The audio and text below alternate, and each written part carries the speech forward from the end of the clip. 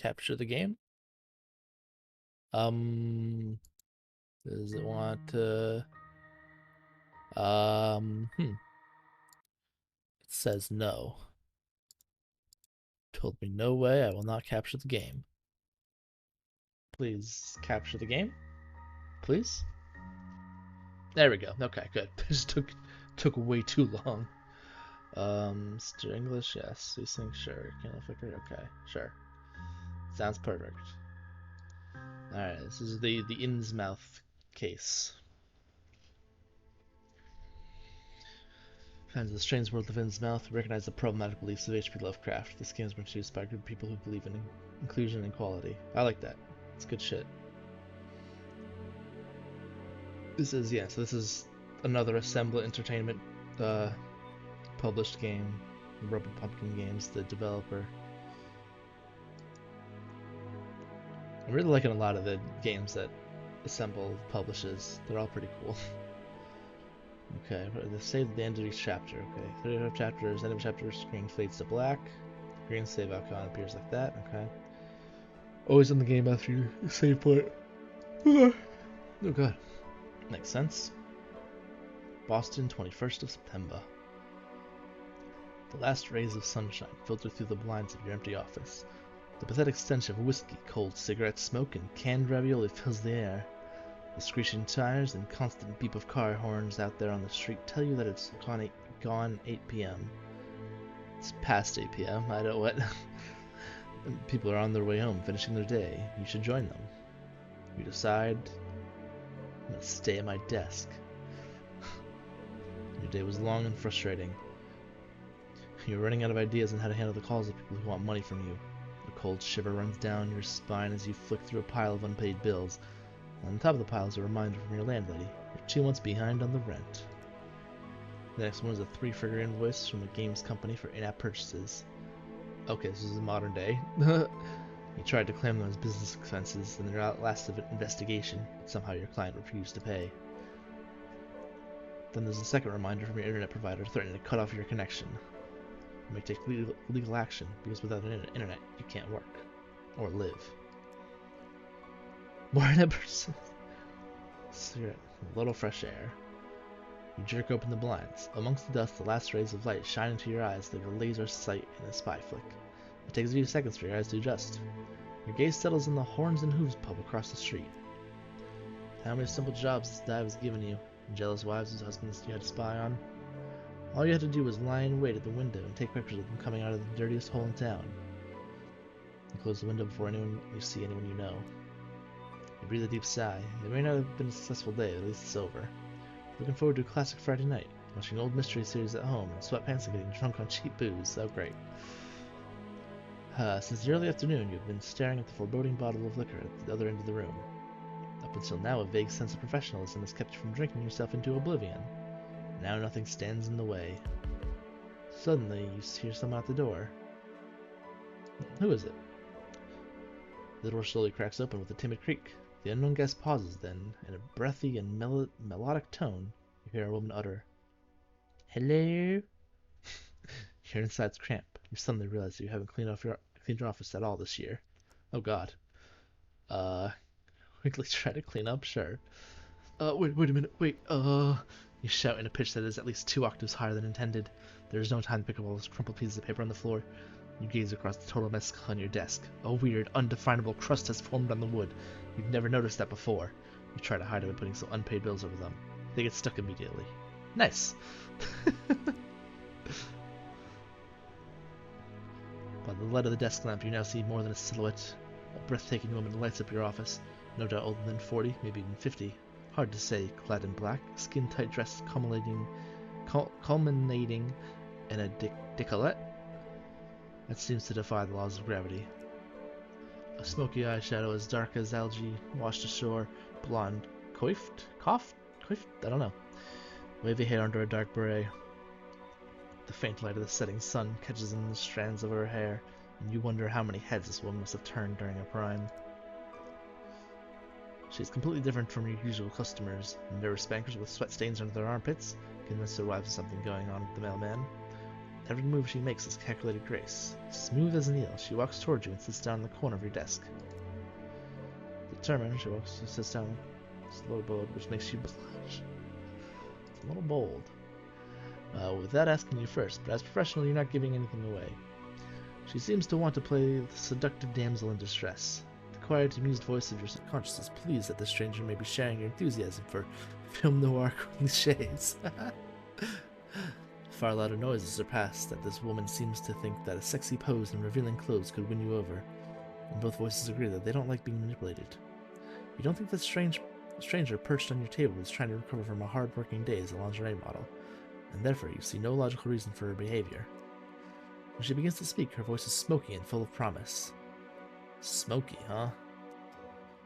Oh God, can I do a voice like that? My name is Dahlia Marsh. I'm looking for a private investigator. I was told you're one of the best. Decline right away, decline. No, you've come to the right place, lady. What can I do for you? You sit back in your chair and fold your hands over your stomach. The woman seems a little irritated that her provocative behavior seems to have no effect on you. She moves from the edge of the desk and sits down on the chair opposite you.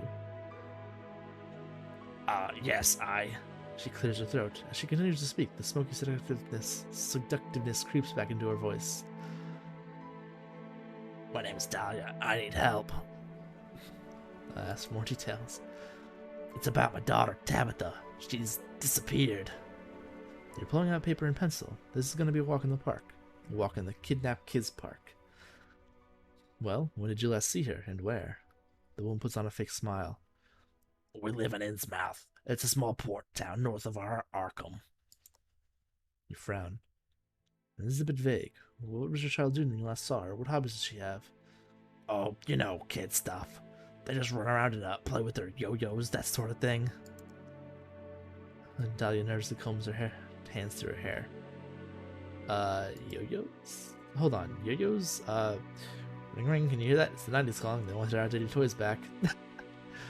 And Dahlia blushes. Normally you would find this quite attractive, but the case of a missing girl beckons, and you're utterly unconvinced by the way this woman pretends to be a mother. Confront her. Something's fishy here. You have a nose for this sort of thing, so I became a private investigator. Or to be more precise, that's why you took an online detective course that, for a one-off fee, provided the necessary qualification. It's time to take everything to task. Why did you come to me? You get out of your chair. Innsmouth is several miles away from here. Why do you want to hire me? I wouldn't even hire myself. Dahlia crosses her arms. What do you care? Do you want to be paid or not? I just want the truth. You're sticking to your principles. That's exactly what your instructor warned you about. Still, it feels good. Dahlia takes a step back and raises her tightly crossed arms. I already tried loads of other investigators. Anyone who seemed trustworthy, really. But no luck. That's why I'm coming to you. Ouch. I'll take the case.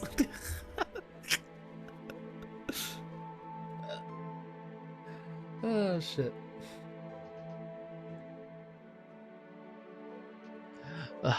You nod. A missing persons case. Nothing unusual. The conventional little girl runs away from home after reading her first romance novel. Usually they hide at the edge of the forest. They're in a library. Should be pretty straightforward. Before you can say anything, she drops a photo of the child and a roll of bills onto your desk. For your expenses. You nod slowly, trying not to drool down the front of your shirt. You haven't seen this much money in ages. You don't have much time to prepare. A quick search reveals that only one bus goes to Innsmouth, and only once a day. A pattern emerges in your research. The few new items related to this cultural town are all about missing persons. In addition, you find some rather old-fashioned articles that praise the coastal town as a secret holiday destination. The best fish, untouched beach promenade, authentic fishing people are the recurring buzzwords. Dahlia's given you the address at which you're supposed to drop off her daughter as soon as you find her. She also wrote down her phone number on the child's photo. You're taking a look at the picture before you pack your things. Okay. Travel, let's go by bus, I guess. The 22nd of September in Boston. Your journey begins at a busy bus station. There's supposed to be a bus line that departs from here to Innsmouth. Buses, you think to yourself, are not only environmentally friendly means of transportation, they're also easy on the wallet. Sadly, the departure boards aren't much help. New York, Maine, Rhode Island, no trace of Innsmouth as a destination. You wander around for a while until you notice the cleaner eating a sandwich on the side of one of the vending machines. Excuse me, where can I find the bus to Inns? Without letting go of his sandwich, the cleaner points to a abandoned counter in the dingiest corner that a public bus station could be capable of. The man gives you a nod indicating that anything can be said has indeed been said. You find the counter is elaborately decorated with cobwebs. It's a bit early for Halloween preparations, but at least someone's made an effort. At the moment, nobody seems to be there. You press your face against the plastic window to peer into the room behind. Hello? Hello? Is anyone in there? I have to go to Innsmouth. No one there. Suddenly, out of nowhere, a bus ticket appears on the counter. Might the trip be free? Take the ticket. Yoink! In all likelihood, the ticket was already on the counter, and you simply hadn't noticed before. Someone must have paid it and just left it there. This is what you tell yourself when you're looking for the departure gate with the ticket in hand. Where's this bus hiding? In between the polished greyhounds and travelers stowing their luggage, saying goodbye and dropping tiredly into their seats, there's a kind of dumpster. A dumpster with windows and wheels? No, it's actually a bus. It's a bit on the rusty side, and even from a distance, you sense a strange smell it emits. Is that sulfur? You're not convinced how this thing is supposed to drive. In its vicinity, everything is noticeably quieter than at the other bus stops. The people getting on show no sign of emotion. Nobody's trying to jump the queue here. Keep saying it. I have always say that word wrong every time I see it. Fucking hell. Instead, the passengers move past the bus driver at uniform speed, one after another, shuffling up the creaking steps. Each two-seater bench is occupied by individuals, as if they want to make sure not to come in contact with their fellow passengers. The sign clearly says Innsmouth. No departure times, no stopovers, just Innsmouth. Undecided, you're standing on the stairs of the bus. Show your ticket. You hand the driver your ticket. No reaction. At least you can't make out a reaction. The lighting is poor, and the shadow of his dusty driver's cap covers almost his entire face. You notice something strange on his neck, but you can't make out what it might be. You're standing in the doorway for an okay, a nod, anything. The sofa order has increased. A queue has formed behind you, but no one is pushing or complaining. People wait quietly and patiently. Just keep walking, guys. You shuffle sideways through the center aisle. You don't remember the bus looking this long from the outside. You're surrounded by shabby two-seater benches. Some are already occupied, one traveler per row. The last bench is free. Looks like the upholstery is torn in some places, though. Or has it been slit open? You can see the springs with sharp wire edges, and some sticky liquid seem to have leaked onto the floor. Why didn't you sit down in one of the free rows? Here in the back, everything is almost occupied. Most of the passengers seem to have purposely sat down in the aisle seats, blocking off the window seats. Maybe this is an opportunity to look closer to the common Innsmouth visitor?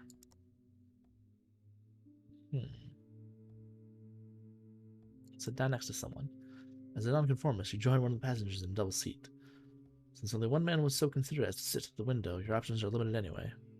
As far as you can tell, the man is a haggard figure with barely any luggage. The hood of the gray jumper pulled far onto his face. The man looks out onto the street as if something very important is happening there that requires his attention. Is the seat taken? You ask politely. He turns his head and gives you a brief once-over. Without saying a word, he turns away again. Alright. Oh, he's got webs. Alright, that wasn't a no either. You sit down, and regret it instantly. The smell of sulfur is now overpowered by something else. Something else smells like it's been in the sun for too long.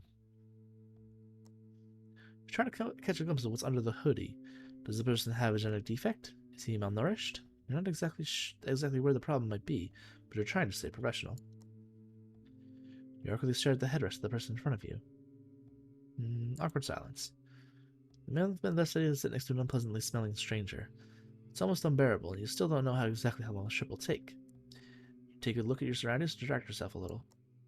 The people all look incredibly tired, so you assume that they're recovering from some physically demanding work in the city, or from a techno party. The two sit next to each other silently, and the air seems to get worse and worse with every passing minute on this very, very long ride. The bus leaves the country road and turns off at a wooden sign that just says Innsmouth in red flaky letters. The journey continues rather bumpily along a narrow dirt road littered with numerous potholes. In the distance, some houses are already visible, seagulls circling the roofs of the outermost edge of the city. Slowly, all passengers take their bags out from under their seats and get ready. Curiously, look through the side window. That's odd. The bus passes by a huge, what is this, scrapyard? Parking lot? Why would something like this be right here outside the city? You pass another wooden sign whose half-peeled writing advertises the Innsmouth Park and Ride area. A lot of cars look like they've been sitting here for years. Sand covers some of the bonnets and windscreens. The front of the bus opens with a squeak, and you join the monotonous line of locals stepping out of the buses in a daze. Almost walking in step, you all get closer to the exit. As you walk down the steps, you have to protect your eyes from the sunlight. Turns out the windows of the bus were tinted. The other passengers shuffle off.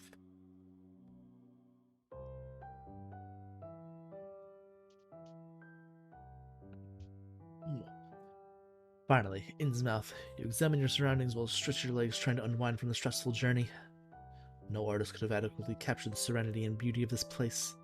Clear blue sky lights up the town square, which is paved with bright limestone surrounded by neo-colonial buildings reminiscent of 19th century New England. A fresh sea breeze crying seagulls and locals going about their business. In the center of the square, water trickles from a fountain. As you stretch your limbs and breathe in the clean air, you're suddenly startled by the water feature right in front of you. The fountain is an enormous fish-like brass creature. An open jawline with shark-like fangs spouts brackish water down its massive and humanly contorted body. As if that wasn't enough, there appear to be human bodies squirming underneath its massive claws. Their faces are as contorted as yours is right now. How long have you been standing here? Eyes wide open in shock, you feel utterly paralyzed and start to scan the town square and notice more and more disturbing details. On every corner you spot ornamental statues of reliefs of fish. But these are not your classic harmless kinds of fish. They are pagan symbols and grimaces from supernatural creatures from the darkest crevices of the deep sea. In surrounding houses, you can see the faces pressed against the window. All the locals appear to be watching you. You suddenly start to think that the cries of the seagulls sound particularly human-like. They sound like humans crying out in pain. What happened to the idyllic scene from a few moments ago? Welcome to Innsmouth. Welcome to Innsmouth. How nice of you to visit. A small elderly one waves you from afar. She beams at you as if you're her long-lost grandchild. She seems very different from the boars you met so far on the bus into town. Her squealing shakes you out of your nightmarish panic. It's so good to have you here. I noticed you're very taken by our local fountain. It was built in 1704 by Abdul Necrotis, favorite artist and friend of Charles Dexter Tillinghast, the founder of Innsmouth. That central figure was present and supposed to commemorate the travels to Cairo. You can clearly see Egyptian influences in Necrotis' work here and here. She points wildly in every direction. And here, but I'm sure you'll notice this yourself. You look like someone who knows his way around art. She says with a wide smile. You're still in shock. Of course, I'm an art historian. She enthusiastically starts clapping and squealing. A small plump person in a garish costume finishes off all her sentences with a delighted chuckle. Oh, I noticed that at once. How rude of me. I haven't even introduced myself. My name is Muriel Pooping Place. What? I'm the director of the Parks Commission, chief tourism officer, and head of the welcoming committee. Ta! Behind Muriel, there's a ramshackle wooden information stand lovingly decorated with balloons. A colorful painted sign reads, "Welcome to Innsmouth." Muriel tiptoes over to the information stand and picks up a whole load of flyers and leaflets from the rickety display cases. She looks down at all the paper in her arms and briefly shrieks with laughter. Oh my goodness, why don't you take the city map to begin with? Useful. You take the map and put it into your coat pocket. Would you like to find out more about our wonderful town, which has been awarded the East Coast Stunning Town Award for several years in a row? Actually, I'm looking for someone. And a small plump woman starts giggling. Isabel welcomes you warmly, so you're looking for someone. It's not that uncommon for two lonely hearts to find one another in this romantic place. Okay. Mention the missing girl. You see, I'm looking for this girl. It's always about a girl, isn't it? Tabitha Marsh, 8 years old. Her mother asked me to take on the case. You take out a photo, and Muriel immediately rips it out of your hands. Oh, what a cutie! But I'm sorry to say I've not heard anything about missing girls. How awful. This sort of thing doesn't happen in Innsmouth. Perhaps you can have a look around at the beach or on the playground. There are a lot of kids around there. I'm sure that's where the little one will be. With an unnaturally wide grin, she hands you back the photo, turns around and quickly makes her way over to accost another tourist family. You head further into town along the cobbled road in the direction of the coast. Not long ago, the sun was bright in the sky, but already the first wafts of mist are creeping into the streets. The air feels thicker, and the sun can no longer penetrate the fog. Time to think about where you want to go. You slow down, you lean your briefcase against a wall, and start pacing up and down the quiet alleyway. You've got an important choice to make right now. The city center is in the north. Even from afar, you can see the outlines of the old and ornately decorated buildings in the main town square. Here you should find the police station, the main shopping street, and of course, the town hall. As a coastal town, Innsmouth has a harbor. From your research, you found out that this is a bustling area with a dream beach. You expect there to be mostly tourists. According to your research, the only hotel in the town, the Gilman Hotel, is located in Old Town. You think about checking in. You could do with freshening up and getting rid of that bus smell that's clinging to your clothes. Just as you're about to set off, your heart leaps into your throat. You've forgotten your briefcase. This has never happened to you. You usually take good care of the little you possess.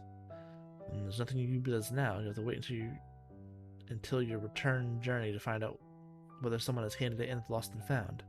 Still, you could swear the briefcase was already gone when you got off the bus. Let's go to the hotel. You recognize its roof from afar, and after a long walk, it is now before you in full splendor. The Gilman Hotel. At least it's easy to see that it once must have been a gorgeous building. The hotel resembles an old English country estate, but in its present state, it would be suited as the setting for a very predictable film about teenagers and chainsaw killers. Wild and withered ivy has a firm grip on the walls and obscures the details of the richly decorated facade. A gallery of gargoyles melted into unreal shapes by acid rain and acidic pigeon droppings lines the roof. The many window panes have been neglected for years. Only in a few places has a small area been wiped clean in order to see outside. There are 2 cars in the parking lot. A vintage car with large rust spots and a large gray van. Inspect the cars. You look around again just to make sure that the people who own the cars aren't hiding somewhere with their shotgun at the ready. The coast is clear. First, you walk over to the antique car. Well, you're not a car expert, but the car looks antique to you anyways. Both seats inside are made of a white leather, a bit tacky. You turn away from the antique car and look towards the van. No writing on the side, a regular registration plate. The windows in the front blacked out. Hang on, you have a brainwave. Maybe this is the van into which poor Tabitha had been pulled when she was kidnapped? And she has lured her awful fate by sweets and lollipops. Utter nonsense. All of a sudden, you realize how absurd this theory sounds. Maybe you actually saw this case if you did some real investigating and just hang around parking lots. Stealthily, you look around. After admiring the old car one last time, you walk back to the hotel. You really hope the inside of the hotel has been looked after a little better than the outside, but you're quickly disabused of that notion. The massive wooden door is difficult to open. Shouldn't the staff be doing this anyway? The loud creaking sound from the hinges, and exhausted puffing and panting on your part. You manage to open the door into the lobby of the Gilman Hotel. You wonder if your guests are even welcome in this place. The room is sparsely lit. There are impressive chandeliers hanging from the ceiling, which, if working, would perhaps not quite give the grand hall back its original splendor, but at least convey more warmth. Your first steps tell you that there are rotten floorboards hiding under the thick carpet. The green wall paneling and wallpaper also appear rotten and musty. Sort of wet. Okay, go to reception. Little goblin man, okay. Before you let yourself be distracted by the questionable interior design and the associated health issues, you walk purposely towards the reception desk. A small greenish creature stands behind the counter. The loudly humming ceiling lamp above harshly illuminates his silhouette and gives his face hard edges. You can make out every individual speck of dust and dandruff on his dark green velvet collar and crooked shoulders. God damn it. Maybe they should be dimming the lights after all. The figure smiles at you. But perhaps it's more of a grin?